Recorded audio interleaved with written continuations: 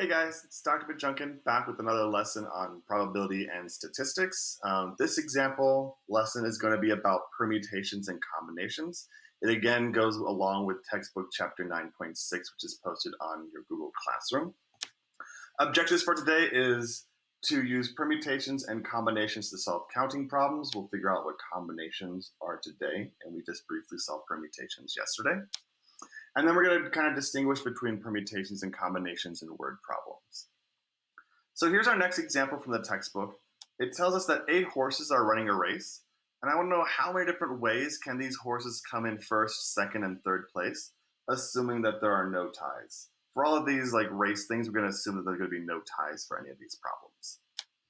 Okay, so the order matters here. So it is going to be a permutation like we saw last time, an ordering of things, an ordering of different elements where order matters, because coming in first place is different than coming in second place, and coming in third place is different than coming in first or second place.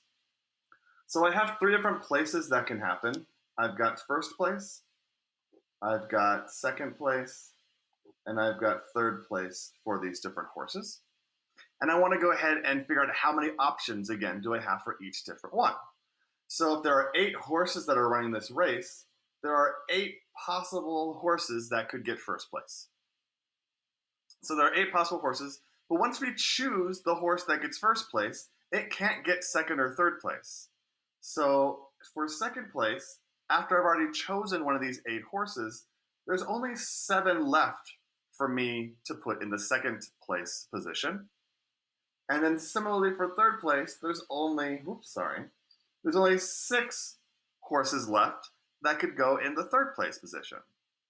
Once we do that, though, we're not rearranging all the horses, we're just picking those top 3. So then, just like by the fundamental counting principle, we multiply all these together, and I get 8 times 7 times 6, or 336 different ways for horses to come in first, second, and third.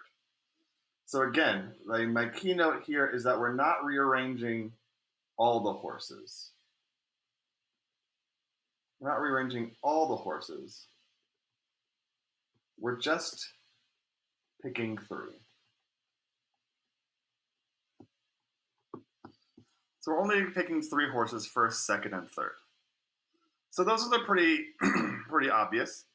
Another example is where order matters here, where it's a little bit harder to see, is that if I have a student government club and they have 15 members, how many different ways can there be a president, a vice president, a secretary, and a treasurer? So these are not this may not be obvious that order matters, but what tells me that order matters here is that these are named positions.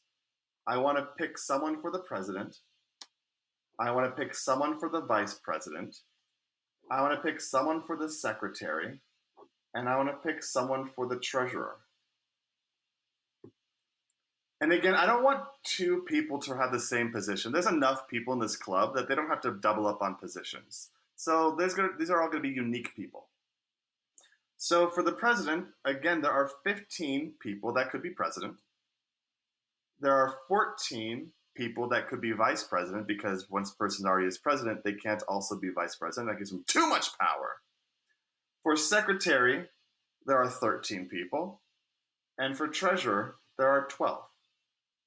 If we again multiply all these options together, we get 32,760 different ways to get a president, vice president, secretary, and a treasurer. Okay, so you may not want to do this every time. You may want to think, hey, is there an equation for that? And yes, there is. Oops, let's go a little more straight here. Permutations of n elements take an r at a time. So instead of just doing the permutation of n elements before, where we saw that was n factorial, if I only want to take r at a time, if I want to only choose 4 people out of those 15, like we just did, or 3 horses out of those 8, like we just did, there's a different formula for that, and it's called NPR, not the radio station. P stands for permutation, N is for the number of elements in total you have, and R is for the number of elements that you're going to be taking. So like I want to choose 3 of those horses to go in first, second, and third place out of the 8 total. There's an equation here of n factorial over n minus r factorial. So you want to do the subtraction here first between n and r. The factorial does not distribute to the n and the r. You do this subtraction and you'll get n factorial over whatever the subtraction is factorial. So let's see how this formula works. We're going to actually do 8p3. This is the horse problem. So we should get the same answer as before because we are choosing 3 horses to get in first, second, or third place out of the 8. So we should get 336. We already saw that answer. So if I pull this screen down a little bit, so if I use the formula, this is going to give me 8 factorial over 8 minus 3 factorial. Well, 8 minus 3 is 5 factorial. So I should get 8 factorial over 5 factorial, just like the kind of problems you're looking at the end of the day yesterday. If I want to actually write this out, that's 8 times 7 times 6 times 5 times 4 times 3 times 2 times 1 gross, all over 5 times 4 times 3 times 2 times 1. But what you'll notice here is that anything that's 5 or less is going to cancel out of the top and the bottom. So we just get the 8 times 7 times 6 like we saw above. And so this should give us, again, 336 total ways, or this permutation, 8p3, is 336. For the second one, we should get 5 factorial over 5 minus 3, which is 2 factorial, which I can know is 5 times 4 times 3, because anything 2 or less is going to cancel out with this 2 factorial. And so I get 60. Go ahead and take a pause and do 12p2 on your own. Okay, coming back to 12p2, you should get 132 as your answer. There is a permutations button that you'll often find on a calculator. It's usually under your math button, under probability, or there's a PRB button, probability, that looks like NPR on it, and it usually will take some numbers there. Calculators vary, so if you have questions on your calculator and how the permutation button works on your calculator, please come to office hours so I can address that individually with what kind of calculator you have. So let's go ahead and think about a new topic now, or a new thing, which is combinations. So combinations is another way of selecting elements from a larger set or rearranging things. But the key issue here is that order does not matter for these ones. So I don't care if it's a first or second or third place in a horse race. I just want to choose 3 of those horses, and I don't care about which one's first, second, or third. Like, how can I choose 3 horses where the order does not matter? So, for example, 8. This one's a little kind of crazy because we don't know anything about combinations yet. So we just want to know how many different ways can we choose 3 of these letters where the order is not important. Wait for me, guys. This is crazy. So I got to write down, okay, so I could have A, B, and C together. And now any rearranging of A, B, and C I can't do because order doesn't matter. So CBA is the same, BCA is the same, ACB is the same. Just having those 3 is good enough. I could have A, B, and E together. Okay. A, C, and E. I'm just going to list these out. B, C, and D. B, D, E. Yes, I already have these written down, so I don't have to think in the moment. Great. So just trust me as I write all these down that these are all the different ways you could choose 3 letters from those 5, where the order is not important. There are 10 ways for you to do that. There are 10 ways. But as you can probably see, or probably imagine, thinking of all these took a while to know that I wasn't like repeating one I didn't rewrite BCA or DCA or something because I already have those three letters together. So I don't want to do that. This is really, really hard without a formula. This is hard without a formula. So let's go ahead and get the formula then to figure out how we can do combinations. So we're going to first do a combination formula, and then we're going to get into some word problems with combinations. So the combination of n elements taken r at a time. So if I want to rearrange 3 things out of 8, but I don't care about the order, that's NCR. There is also a button generally on your calculator that says NCR on it. Look again under probability or math. And it's n factorial over n minus r factorial times r factorial. But all it is that permutation formula, which is this piece here, with an extra factor of r factorial on the bottom. So combinations are always going to be smaller than permutations because you're getting rid of all the rearrangement stuff. I'm just going to do one quick example here so we can see it. So if I've got 7C4, a combination of 4, just plugging this straight in, I get 7 factorial. N minus r for this one will be 7 minus 4, so I should get 3 factorial, but then my r is 4 factorial.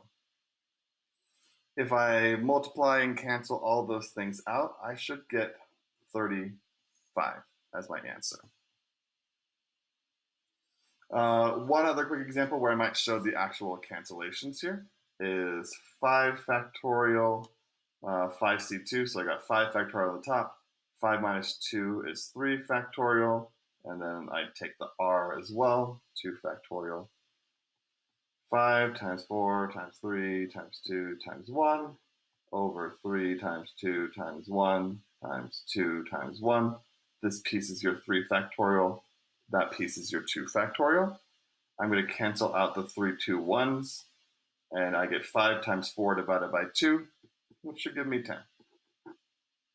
Go ahead and pause and do 8C3 by yourself, and then I'll come back and show you the answer in a second. Okay, so if we did that, 8C3 should end up giving you 56 as your answer. If you found the combinations button, great. If you haven't, I'd love to see you in office hours so I can show you how to find that on your particular calculator. Okay, last examples just to show us how to use combinations. I'm going to be looking at poker and creating poker hands.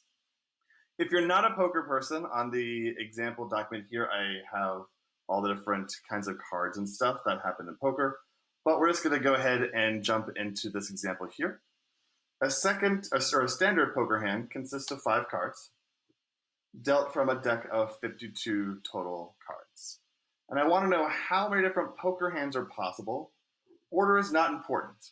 If you play a card game, it doesn't matter how many, or it doesn't matter which card order you have. As long as you have a hand of cards, if you have the ace of spades and the ace of hearts, it doesn't matter which one you drew first if you're drawing them all at the same time. So if you get an ace of spades and an ace of clubs and a 2 of hearts, it doesn't matter which one you drew first. That's the same hand as if you had drawn them in a different order, because you still have those 3 cards. So this is an example where order is not going to matter. So I'm going to use a combination here. And the combination I'm going to use is out of 52 total cards, I want to choose 5 of them specifically just to put in my hand. Doesn't matter in which order they're in my hand. So I get a combination here, which is out of 52, I'm going to choose 5 of them, which then becomes 52 factorial over 47 factorial times 5 factorial, which you should get, 2,598,960 different poker hands that you could get. Lots of different poker hands. Whew. Okay. And then lastly, example 10 from your textbook as well. We are going to form a 12-member swim team from 10 girls and 15 boys. The team must consist of 5 girls and 7 boys, And I want to figure out how many different 12-member teams are possible. Okay, so how many different teams could I get? Well, the order of the people on the team doesn't matter because I'm not saying there's a captain of the team and a vice captain. I'm saying I just want a team of 5 girls and 7 boys from these 10 and 15. So I want to figure out how many ways there are to pick the girls that are on the team. Let me go ahead and get a little bit lower here. How many ways are there to get the girls on the team? Well, I need to get 5 girls on the team, and there's 10 girls to choose from. So I'm going to take the 10 girls, and I'm going to choose 5 of them, which is a combination, because again, all the girls made the team. It doesn't matter who made it first. They all made the team. For boys, it's going to work similarly. There are 7 boys that I want to choose, but I've got 15 options. So there are 15 boys, and I want to choose 7 of them, or a combination here. Okay, so this tells me the number of options of ways to choose the girls for the team. This tells me the number of options of ways to choose the boys for the team. If I then go ahead and want to find the total ways of getting everyone on the team, I need to multiply by using that fundamental counting principle again. So I want to take all the options of the girls, take all the options of the boys, multiply them together. So if you multiply these combinations, you'll end up getting 1,621,620 different teams that could be formed that way. So again, I had to figure out the ways to choose the girls, had to figure out the ways to choose the boys, and then to combine those 2 options, I'm multiplying using the fundamental counting principle from last time. When I'm combining these things, I'm almost always multiplying here to get myself that answer. Cool. I'm going to go ahead and pause there for now. Rewatch the video if you need to. Take notes. Follow along in your textbook if you need to as well. Come to office hours if you've got any questions. There'll be a quiz for today. We're going to be answering some questions and uploading your work like last time. And I'll have some supplemental videos from Khan Academy as well posted along with this video.